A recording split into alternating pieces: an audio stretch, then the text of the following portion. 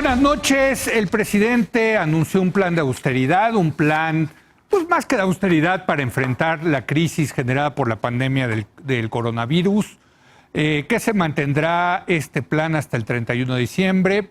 Pues tenemos cosas como de la desaparición, de la no desaparición de 10 subsecretarías, algo un poco raro, pero ya estamos acostumbrados en este gobierno, como el tema de la rifa, de la no rifa del avión presidencial. En fin, esto ya se convirtió en un decreto presidencial, ya salió publicado en el Diario Oficial de la Federación, y para debatir este plan y este decreto que ha causado ya mucha controversia, saludo vía remota, sana distancia, a Paula Sofía Vázquez. Paula, ¿cómo estás? Muy buenas noches. A ver, ¿no te escuchamos otra vez? Buenas noches a todos. Ahí te escuchamos. Gibran, ¿cómo estás? Gibran Ramírez, muy buenas noches. ¿Qué tal, Leo, Paula, Carlos? Es un gusto estar acá. Y Carlos Bravo, ¿cómo estás, Carlos? Buenas noches. Hola, Leo, camaradas, muy buenas noches. Ya estamos en camaradas, Carlos, qué barbaridad, qué cosa. Paula, Paula, ha causado controversia la mismísima publicación del decreto. Algunos la tachan de un error jurídico, de que tiene pues equivocaciones legales, etcétera. ¿Tú cómo la ves? Bueno, creo que jurídicamente es una joya. O sea, es una joya, de verdad es una recomendación no solo para los abogados, sino para los no abogados para leerla. Es un decreto que no decreta nada, que incluso en su párrafo primero propone, no decreta, que no cumple con uno de los principios básicos de cualquier documento jurídico emitido por una autoridad, que es que brinde certeza y certidumbre a quienes se va a aplicar este decreto y las medidas que se van a decretar. Y al respecto yo nada más retomo una frase de uno de los textos que yo creo que es de los más interesantes que ha salido respecto al decreto, que es el de Pedro Salazar, Sergio López Ayón, Tito Garza, Javier Martínez Luna, que dice: un texto que confunde lo posible con lo deseable, la política con la norma y la ideología con la realidad. O sea, creo que es una... no tiene ninguna racionalidad. Es un decreto de verdad que, si no tuviera las implicaciones jurídicas que tiene y que va a tener, sería de verdad una cosa que pasaría en un programa cómico. Sí, de hecho son los que citaste, todos son abogados bastante reconocidos, es un análisis muy puntual del tema legal de lo que debería de ser un decreto presidencial. Gibran. Sí, no, a mí en realidad ese texto me parece desproporcionado, exagerado, alarmista y poco fundado. La verdad que eso de gobernar por discurso ni siquiera lo fundamentan. El decreto, si bien carece de formas como las que debería de tener, es decir, tiene fallas formales, y en la fundamentación creo que podría ser mucho más preciso, está en el ámbito de atribuciones del Ejecutivo, porque se refiere a reorganizar y redireccionar el gasto del propio Poder Ejecutivo. No se verifica otra cosa que criticaban en ese artículo, que es la violación a la división de poderes o al principio de legalidad. A la división de poderes, porque en todo orden constitucional hay un poder predominante, hay una jefatura de Estado. En este caso, el jefe de Estado es el presidente de la República. Si estuviéramos en un parlamentarismo, otra cosa sería. Y no hay un problema de principio de legalidad, porque se normalizan atribuciones que la presidencia ya tenía, que ya están en la ley, como las famosas adecuaciones presupuestales, o que están en otras leyes, como la Ley de Austeridad Republicana, donde se faculta a la presidencia y a su Secretaría de Hacienda para reorientar el dinero generado por los ahorros. Ahora, los instrumentos que guardan discrecionalidad a los presidentes para reasignación presupuestal no son una anomalía en ninguna parte del mundo donde hay presidencialismos. Destacan, desde luego, las órdenes ejecutivas, que se han hecho muchas veces para reasignar presupuesto en los Estados Unidos. Por otro lado, y con esto cierro esta primera participación, se necesita flexibilidad para afrontar entornos cambiantes y particularmente situaciones de urgencia. Entre las propias recomendaciones de política pública del Banco Mundial ha estado disminuir las trabas administrativas para aumentar la flexibilidad. y lo han hecho otros países por decreto, han cambiado los presupuestos, en Francia, en Alemania, en Italia, y nadie se tira de los cabellos. Carlos. Bueno, Leo, mira, yo estoy de acuerdo con Paula en que realmente este es un acto ni siquiera me atrevería a decir de naturaleza legislativa, no es propiamente un decreto. En su segundo transitorio tiene esta frase fascinante que dice: este decreto se convertirá en una iniciativa de ley que estoy enviando con carácter de estudio prioritario. Entonces, o sea, ni siquiera podemos tener certeza de ante qué tipo de acto estamos. No es un decreto, es un estudio prioritario que se convertirá en iniciativa. Entonces, ¿qué demonios hace publicado en el diario oficial de la Federación? A mí me parece claramente... Yo te lo contesto si quieres, Carlos. Es Adelante, Leo. Pues es un arma comunicativa del presidente sin consecuencias jurídicas. Bueno, vamos a ver, porque ahora el Congreso lo va a discutir, y a mí me parece que además es muy elocuente en términos de ser fundamentalmente un discurso del presidente que carece de fundamento legal, que no intenta ni siquiera sustanciarse mínimamente en el orden jurídico vigente, de dar cuenta de que respeta principios fundamentales de nuestra Constitución, como la división de poderes, el control parlamentario, el Estado de Derecho. A mí me parece, francamente, una invitación a la arbitrariedad bajo el pretexto de una emergencia. Esto no es lo que hacen las democracias, Leo. Esto es lo que hacen los regímenes en proceso de desdemocratización, que están buscando desmantelar los mecanismos de fiscalización y de control democrático para otorgarle poderes arbitrarios a los poderes ejecutivos.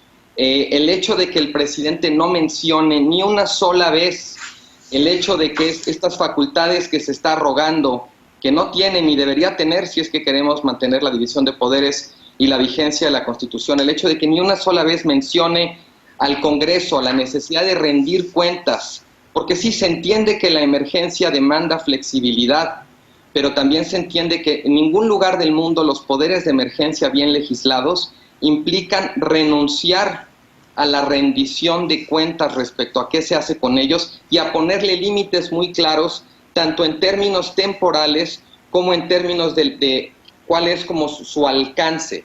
Esto es realmente una invitación a la arbitrariedad. Está muy mal hecho y yo francamente confío en que los abogados del Congreso lo van a arreglar, porque esto ni siquiera puede convertirse en ley porque no tiene ni pies ni cabeza. Es francamente algo que, más que corresponder a un régimen presidencial, pareciera ser propio de un régimen que aspira a ser monárquico.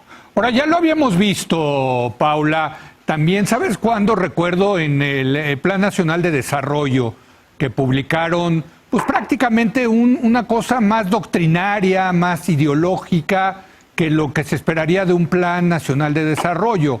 Yo creo que al final la gente, mucha gente que nos está viendo, se preguntará, bueno, no se pongan muy legalistas en un país donde aparte la ley es muy flexible. Está haciendo caras, Carlos, de lo que estoy diciendo.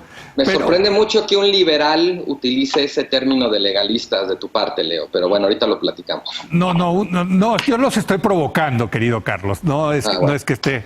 No, más bien, ¿realmente no piensas lo que estás diciendo? No.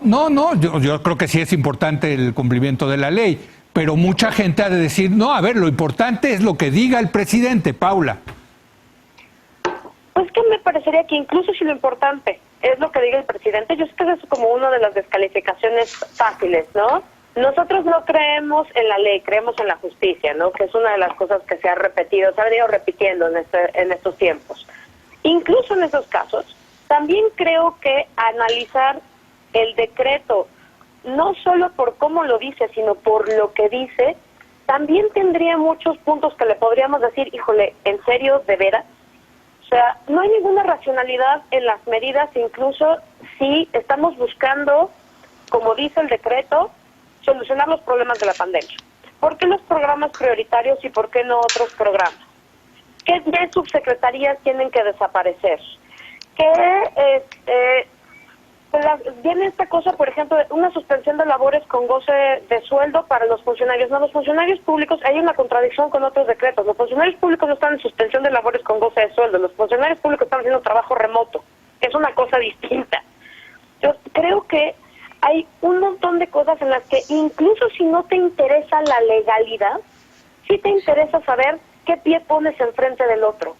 Y en este caso, también se trata de un decreto que tendría que ser un mapa de ruta para las dependencias de la propia Administración Pública Federal, que hoy están sin entender para dónde va el decreto, qué se tiene que recortar, qué no se tiene que recortar, qué implica supuestamente comprometidos los recursos, cuáles son los efectos que va a tener, si esta es una medida temporal, qué tan temporal. Creo que también se pierde una buena oportunidad no solo de hacer las cosas conforme a derecho, sino de tener una buena hoja de ruta para la administración pública en tiempos donde se necesita no burocracia, pero sí mucho orden. Entonces, si entiendo bien tu argumento, hay problemas de fondo y de forma que no dan certidumbre a lo que va a hacer el gobierno, ¿es correcto? Sí, ni para adentro ni para afuera, ni para la administración pública, ni para los ciudadanos. ¿Qué dices a eso, Gibran?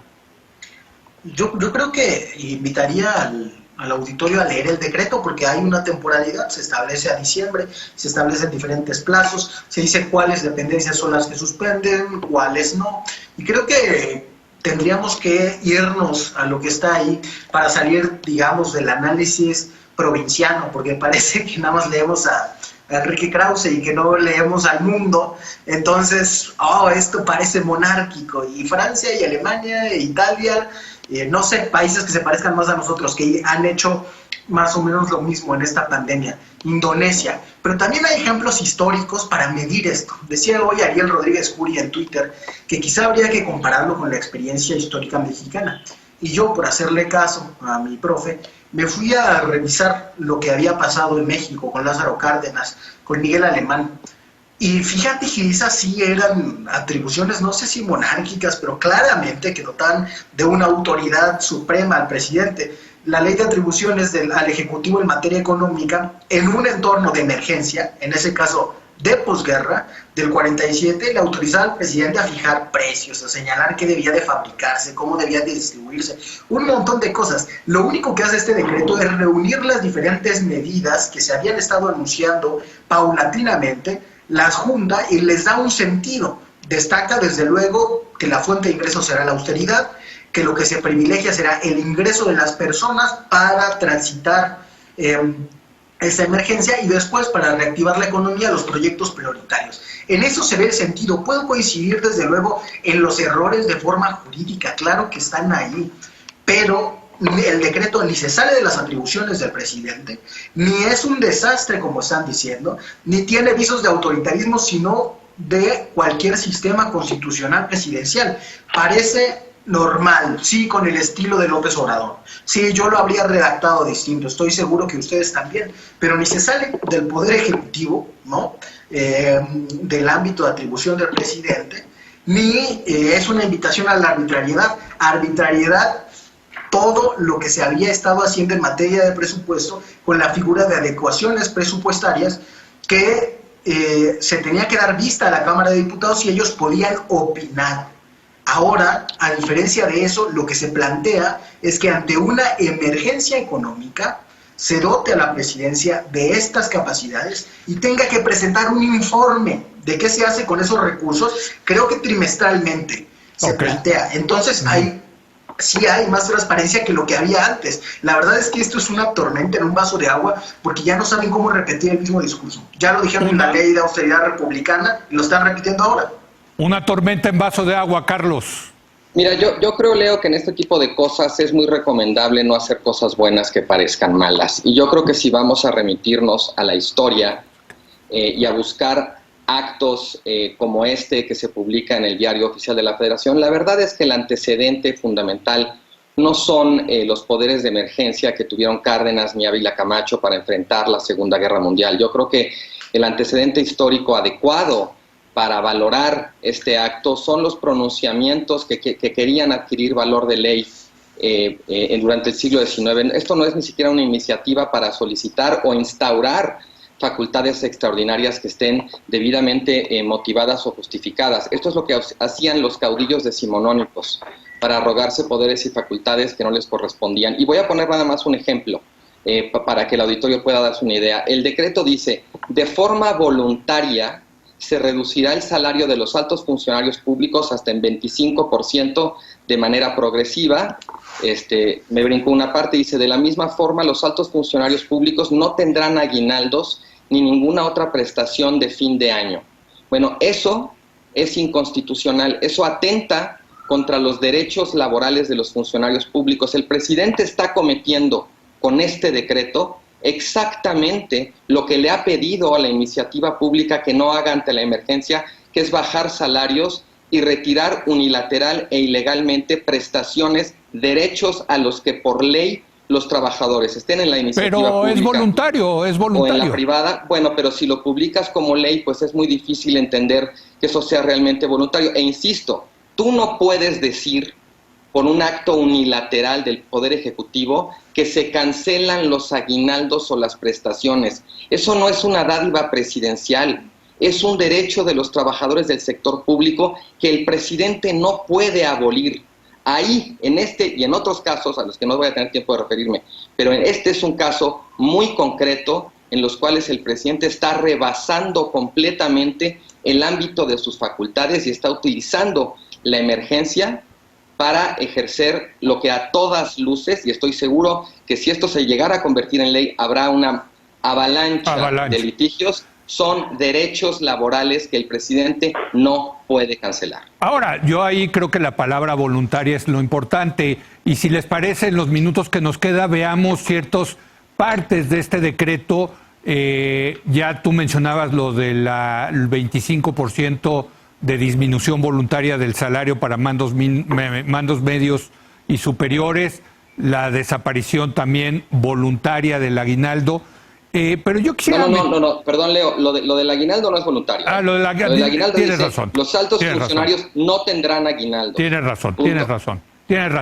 Bueno, pero yo quiero entrarle a una cosa que de verdad, ahí sí es donde no entiendo, entra el surrealismo de la Cuarta Transformación. Dicen, vamos a desaparecer 10 subsecretarías, no dicen cuáles, pero todos los funcionarios van a seguir cobrando y van a seguir teniendo el mismo nivel. En fin, ¿y entonces para qué las desaparecen? ¿Dónde está el ahorro?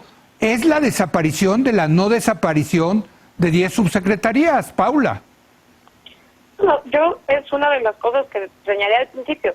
Hay muy poca explicación de la racionalidad de las medidas que se toman. Si a mí me preguntas por qué crees que van a desaparecer las subsecretarías, diría pues para concentrar la toma de decisiones en menos personas. Esa es la única opción que me parece si tú vas a mantener a las personas igual de empleadas, con el mismo rango, etcétera. Es que, exacto, si van a desaparecer tendrían que despedir al personal. Qué horror, pero eso sería el horror.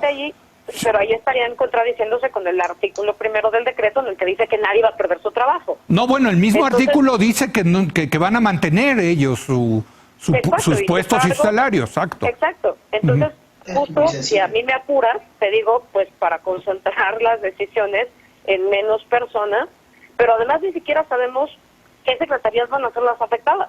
Y no lo sabemos nosotros y tampoco lo saben al interior del gobierno, y hasta la fecha creo que nadie sabe cuáles van a ser las 10 subsecretarías que van a desaparecer. Pero ¿y qué va a pasar con la gente? O sea, yo realmente, en serio, se van a ir a tomar un cafecito todos los días a sus oficinas, los van a reubicar, no queda nada claro. Ahí es donde está la incertidumbre. Es un ejemplo de incertidumbre, Gibran. Sí, yo creo que es muy claro, una subsecretaría no gasta solamente en nómina. Entonces, claramente se recortarán los gastos operativos y los de servicios generales, conservando el talento humano. Yo es que ahí no veo la contradicción, ¿no? No, bueno, pero perdón, yo en esto sí tengo experiencia y te puedo decir que en un órgano burocrático como son las subsecretarías, alrededor del 80% es el capítulo 1000, que es pago de servicios personales. Se van a ahorrar el otro 20%, muy bien. Pero entonces, ¿qué? Los van a sacar de sus oficinas, les van a quitar sus computadoras, les van a quitar papel que utilizaban. ¿Ese es el ahorro? Seguramente irá en otras cosas. Tiene que haber una reingeniería de la administración pública. Estamos esperando el plan para hacer esa reducción de subsecretarías. Yo creo que es importante, era importante, se había dicho muchas otras veces, desde siempre que se ha hecho la propuesta de tener un presupuesto base cero, de revisar cuáles son las subsecretarías que duplican funciones con otras, o con órganos constitucionales autónomos, o con desconcentrados, y creo que esto es una oportunidad para hacer ese examen. Veamos cómo viene la propuesta. Hasta ahora, si no vemos la propuesta, solamente tenemos chance de especular. Yo creo que se han tardado en publicarla, espero que salga en los próximos días. Carlos. Mira, a mí me sorprende esta frase de que estamos esperando el plan, pero aún así ya publicamos el decreto, ¿no? Yo aprecio que Gibran reconozca lo problemático que es a veces el estilo, vamos a llamarle así, el estilo de legislar de López Obrador, porque en efecto este decreto, no decreto, pues es una joya, como decía Paula, muy sintomática de ese desconocimiento. Oye, te voy a citar, Carlos. Te voy a citar también el decreto del no decreto, ese también pues nueva, sí, ¿no? Como ahora, la rifa de no la rifa. Exacto.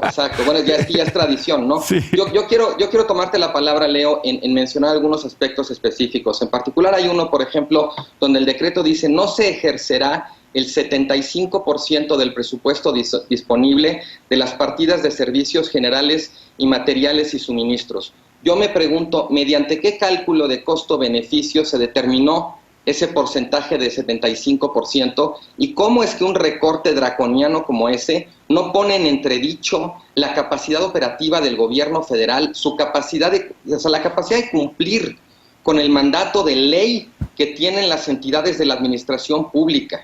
También dice, por ejemplo, que deberán de permanecer cerradas la mitad de las oficinas. ¿Por qué la mitad? ¿En función de qué estudio, qué evaluación? ¿Por qué no una tercera parte, en 2/3 partes? ¿Qué justifica esa medida? Por último, es un decreto y tú ya querías un libro. Otra cosa que dice, se posponen las acciones y el gasto de gobierno con la excepción de, y establece una serie de excepciones que tiene que ver con los programas insignia del gobierno. Ahora, mi pregunta es, perdón, pero es que el gobierno no puede renunciar a gobernar. ¿Qué demonios les pasa? Honestamente uno se pregunta que si una de las 10 subsecretarías que desaparecieron a lo mejor es la Consejería Jurídica de la Presidencia, porque en este decreto no se ve ni de lejos la mano de ningún abogado mínimamente competente. Bueno, está bueno el debate, pero tenemos que irlo cerrando. Un último comentario cada uno de conclusiones. Paula, Sofía. Pues creo que lo más duro del decreto no decreto será lo que venga en adelante, porque ya nosotros vimos la respuesta inmediata, por ejemplo, de ciertas secretarías que inmediatamente mandaron comunicados para decir que ellos iban a ser los guardianes del cumplimiento del decreto y las medidas de austeridad, etcétera. Y entonces, pues vamos a ver cómo se va desenvolviendo los efectos del decreto. Tenemos otra vez, una vez más, después del tema de los fideicomisos, otra vez a la Administración Pública Federal envuelta en un rediseño en el que tiene razón Gibran, igual era un buen momento para hacer esta reingeniería, pero es una reingeniería por la que se supone que se pasó en transición. Se supone que ya habíamos recortado, se supone que ya se había hecho una reingeniería y apenas estaban generando dinámicas de trabajo y otra vez tenemos un nuevo recorte que no sabemos cómo va a venir y un nuevo recorte que, pues yo sí coincido con Carlos en vamos a ver qué tanto se pone en riesgo el buen funcionamiento de la administración pública y el cumplimiento del montón de obligaciones que tienen todas las dependencias que no se suspenden por la emergencia del COVID, porque tienen que seguir garantizándose un montón de cosas, y si no los quieres garantizar, no están los decretos, está el artículo 29. Muy bien, gracias Paula, Sofía, te despedimos, te vemos hasta la semana que entra. Gibran, un último comentario. En todos los países del mundo se está reorientando y redirigiendo el gasto. En los presidencialismos, en varios de ellos se ha hecho mediante decretos, y este decreto conjunta todas las medidas que se han tomado y las que se tomarán para hacer frente a la crisis económica derivada de la crisis sanitaria. Creo que lo que hay que rescatar de las medidas específicas es que se trata del plan más grande de política social que hayamos visto, que se ha ampliado, y también en la respuesta a la crisis del plan más grande de apoyo a micro, pequeñas y medianas empresas, así sea en monto. Que no es suficiente, bueno, eso es claro, no son suficientes los recursos del Estado mexicano, pero va en el camino correcto, lleva la cuarta transformación a sus últimas consecuencias. Muchas gracias, Gibran. Nos vemos la semana que entra. Muy buenas noches. Nos vemos. Y para terminar, Carlos, tú cierras el día de hoy. Mira, Leo, yo creo que lo único que de pronto puede cobrar sentido es que este es un acto mediante el cual el presidente López Obrador está troleando a sus propios propagandistas por lo indefendible que resulta. Porque esto no es un decreto, y lo dice el propio Transitorio Segundo. Dice que es un estudio preliminar que se presentará como iniciativa. Entonces, no, a diferencia de lo que ocurre en otros regímenes presidenciales del mundo, esto no es un decreto, es una vacilada. Insisto, en un caso como este convendría no hacer cosas buenas que parezcan malas, porque además, en efecto, ante la necesidad de flexibilidad presupuestaria, hay maneras de hacer las cosas. Mariana Campos, de México Evalúa, mencionaba hoy en sus redes sociales la figura del presupuesto suplementario, que existe en muchos países y que México Evalúa, de hecho, lleva muchos años proponiendo precisamente, por un lado, para darle flexibilidad al Ejecutivo, de modo que pueda atender eventos o circunstancias extraordinarios, pero que al mismo tiempo no exente al presidente ni la administración pública de la obligación de rendir cuentas y de tener que observar las reglas. Claro. Pues muchas gracias, Carlos. Te veo la semana que entra. Te vemos la semana que entra. Gracias. Y a los demás camaradas. Gracias a los Tovarich, a los demás camaradas. Por lo pronto vamos a hacer una breve pausa. Vamos a regresar con nuestra mesa de expertos en seguridad, Eduardo Guerrero, Alejandro Ope, Javier Oliva, para analizar qué está pasando con la violencia en el país. Más allá de la pandemia, pues las cosas siguen ocurriendo en este país y vamos a ver qué está ocurriendo, en particular con el tema de la inseguridad. Regresamos.